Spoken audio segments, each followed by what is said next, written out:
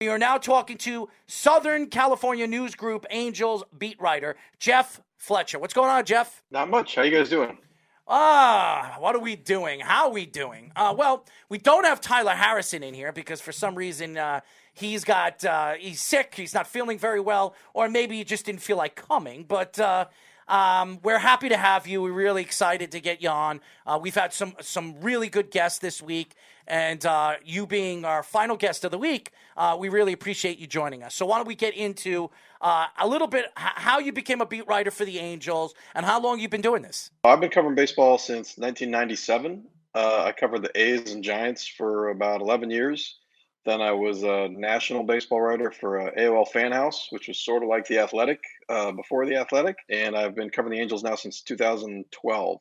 So it's been a pretty good run. So why don't we get into the Angels? Because the Angels have made some pretty good moves. I believe they solidified their pitching staff, adding Noah Syndergaard. There was stories coming out that they were interested in Marcus Stroman. He winds up going to the Cubs.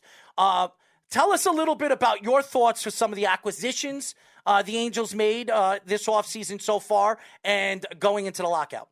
Well, they definitely needed to upgrade their pitching, and they have done that. It's a question of whether they've done it enough. That's still to be determined. Obviously, Noah Syndergaard, if he's healthy, can be a very good pitcher, but, he's thrown 2 innings in 2 years, so who knows?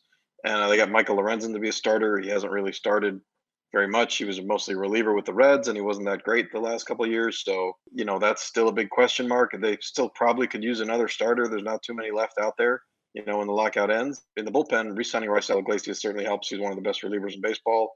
And Aaron Loup there was a pretty good reliever with the Mets, so they got him too. So they've definitely made some additions that should help, but I think they probably still need to do a little bit more once the lockout's over. So I am a Mets fan, so you mentioned Noah Syndergaard and Aaron Loup. I wanted them to re-sign Aaron Loup so badly. He was so good last year, and I think you guys are getting a definite gem with that. And then Noah Syndergaard was interesting. $25 million a year, like you're saying, he's barely pitched the last 2 years. What do you think of that contract as a whole? And what do you think maybe the Angels and Joe Maddon could get out of him that maybe the Mets didn't do? Well, it's only $21 million, so that's not quite as bad, but who knows? I mean, Tommy John surgery is tough. A lot of guys do come back from it eventually, but it's not always in their first year back are they, back to the way they were. So I have no idea where he's going to be on that spectrum. We're going to find out, when he starts pitching, but it's definitely going to be very important for the Angels that he pitches, as well as he can. We are talking to Southern California News Group Angels beat writer Jeff Fletcher. Jeff, Ohtani, MVP. We were going back and forth all season long. Who was going to be the MVP? I believe it was Guerrero Jr. I was wrong, but Ohtani has had a sensational year as a pitcher / power hitter in baseball. What were your thoughts, obviously, going to the, as the season was progressing all the way to the end of the season? Was it a sure thing? Did everybody in the Angels organization thought it was a sure thing that Ohtani was going to be the MVP, or did they have some doubts on him being the MVP? I don't think anybody had any doubts that he was going to be MVP. I thought, around the All-Star break, he pretty much locked up winning the MVP, and I thought he was going to be unanimous. And then there was, early September, he had a little bit of a slump, and Vlad Jr. got pretty hot, and I thought that maybe his chances, I dropped him down to like 90%. But then, Vlad slumped a little at the end. Ohtani got hot at the end. The Blue Jays did not make the playoffs. So I think it was it's a no-brainer. I mean, the guy pitched. He was almost as good a hitter as Vlad Jr., and he pitched. So I don't see how it could even be close in anybody's mind. So you saw him at the end of the season have his innings limited in the last week or so. He was great as a hitter. I think he hit 5 home runs the last 2 weeks of the season, but as a pitcher, he was definitely limited. So now coming off a season where he had to be used so much, especially with all the injuries that the Angels had, what do you think is the expectations overall? He'll probably drop off the MVP season, but overall in terms of the way Joe Maddon will use him and the different roles he'll play? I think they still want to have him pitch about the same amount, basically once every 6 games. If he goes more innings than last year, that would just be because he pitches a few more innings per game. He did have a couple times where he missed a start with he had a blister issue and he got hit in the elbow by a pitch. So I think, best case scenario for him is maybe 27 starts. He had 23 this year. So, they're not going to get a whole lot more out of him just because they still want him to hit, and you can't really have him starting every 5th day and have him hit. That's just would be too much for him. So he's not going to be a 200 inning guy. He's probably not even going to be a 162 inning guy. But he was 130 this year, and I think they could probably get that up to the in the 140s, maybe 150 next year. Mike Trout was a big loss for them. He only had 117 at-bats this year, but he still had 8 home runs. He was still batting .333 with 18 RBIs and 2 stolen bases. I mean, this guy is the best player in baseball. It's not even a question. Being that if there is a full season this year, if the lockout doesn't hold up for 3 or 4 months where they're going to miss some games, do you think with this lineup with Ohtani, Trout, and Rendon, something that they were expecting this year to be one of the more powerful lineups in baseball, do you think that this team is playoff bound with some of the acquisitions they've made in the offseason and with the players and the star power that they have in their lineup? Well, if they have Ohtani, Trout, and Rendon for the whole season, that certainly gives them a pretty good offense. Just right there, if you just get average production out of everybody else and you have those 3 guys in the middle, you're going to be one of the better offenses in baseball. But you got to have pitching still, and that's still a big question mark for them. They still have some hopes. Obviously we talked about Syndergaard. Ohtani obviously is a pitcher. Patrick Sandoval came up and kind of had a little bit of a breakthrough and only about 17 starts. So if they get like 28 starts out of him, that could be an upgrade. They definitely need some help pitching wise. And if they get all those guys that you mentioned in the lineup regularly, they should be better. They won 77 games last year, and they probably need to get to, 92, 93, 94 to be playoff team. So they definitely have to do some things besides just having Trout and Rendon healthy. So the long-term trajectory of Trout now, obviously he's on a historic pace to start his career.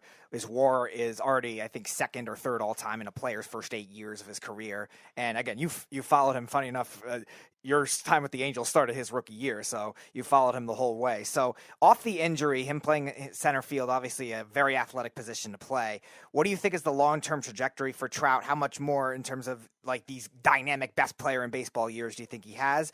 And where do you think his legacy is? Well, as for him playing center field, I don't think he's going to be playing center field at the end of his career.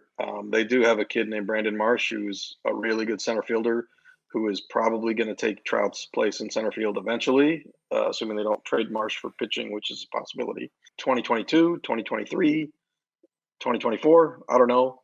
But at some point, Trout is going to go to one of the corners. I think that's, kind of natural. That's the way it works. And, as far as his legacy, he's had some injuries the last couple of years. He needs to really avoid those to kind of get back on the path that he was on, earlier in his career. But if he can get back to being the player he was, 2012 through 2019, he's definitely one of the top 5-6 players of all time. So he's just got to keep doing what he's doing. But it's tough. You see a guy like Ken Griffey Jr. is off to a great start, and then all of a sudden he has a lot of injuries and still had a great career, still a Hall of Famer, but just you don't see him the same way because of the way the injuries haunted him the second half of his career. We are talking to Southern California News Group Angels beat writer Jeff Fletcher. Jeff, we look at baseball right now, and with this lockout, a lot of people are expecting it to take on its own natural power. And what I mean by that is it could go all the way into April or even March.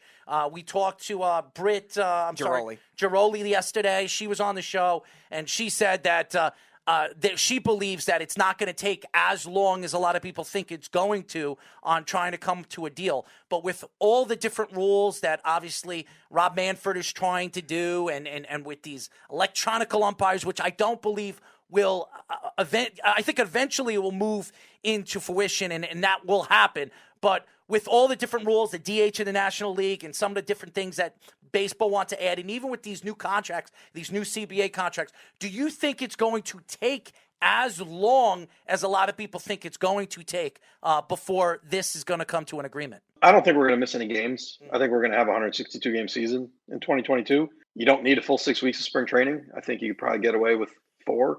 So I think that as long as they have an agreement by, late February, mid-February, I think they probably could have everything go as scheduled and it would be fine. I think that everybody realizes from what we saw in 94 that missing games is a disaster for both sides.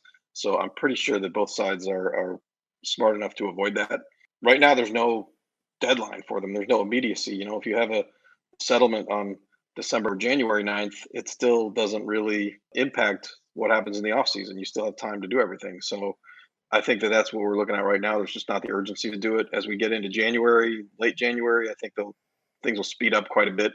And I do think that we're going to have a settlement in time for a 162-game season. So what do you think the contract situation will end up looking like? We talk about the fluctuation between high market and low market teams. Obviously, the Angels, we've seen them be big spenders in the past, sometimes for good, sometimes for bad. But the fluctuation between those and also the players in general not getting paid as big of contracts, especially older players. Do you see that kind of thing still continuing after this new CBA deal? Well, I think the biggest issue for the players right now is that the players basically get underpaid for so much, at the beginning of their careers. They're so far underpaid. And the balance for that has been, well, when you get to be a free agent, then all of a sudden you're going to get all this money. But too many players are not even getting there. So the problem is the players are just not getting the other end of the deal too.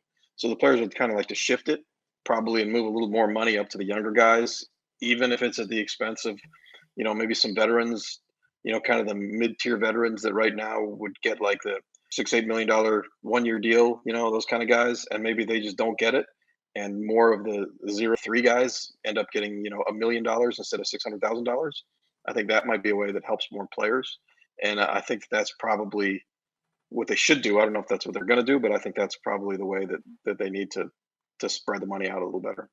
Jeff, you look at all these young superstars, Soto being one of them, Mike Trout another one, Ohtani another one. There's a bunch. Aaron Judge, well, he's kind of middle-aged right now. He came into the league a little bit later in his career, but he's still 30 years old.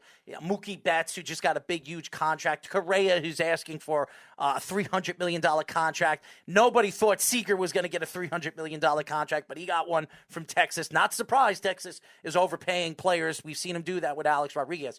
When you look at some of these young, big-time superstars that are getting these long-term, big contracts, are you surprised from last year's contracts with the COVID-19? Guys like DJ LeMahieu, who's won batting titles in the National League and the American League, fairly 30 years old, still a great player in the league. And then Springer, who's one of the best center fielders in all of baseball, getting the contract he got. Are you surprised that last year's contracts are obviously different from this year's contracts in this offseason, being that there is a strike and a lockout season? No, I mean, these are, the great players always get paid, and especially if you're a younger player, if you reach free agency before you get to 30, they're always going to get tons of money. I think where the money's lost is all the middle tier guys. So, the great players are always going to keep getting more and more money, and they're always going to be too much, it's going to seem. But I think Andrew Friedman of the Dodgers said famously, if you're logical on free agents, you're going to finish third on every free agent. So basically the way to sign a guy is to make a deal that seems uncomfortable for you, because that's how you end up winning the deal. Winning, over the other 29 teams is to make the deal that nobody else wants to make. So it's always going to be a little bit dicey when you talk about the guys that are getting that much money, but that's what the stars get, and that's never going to change.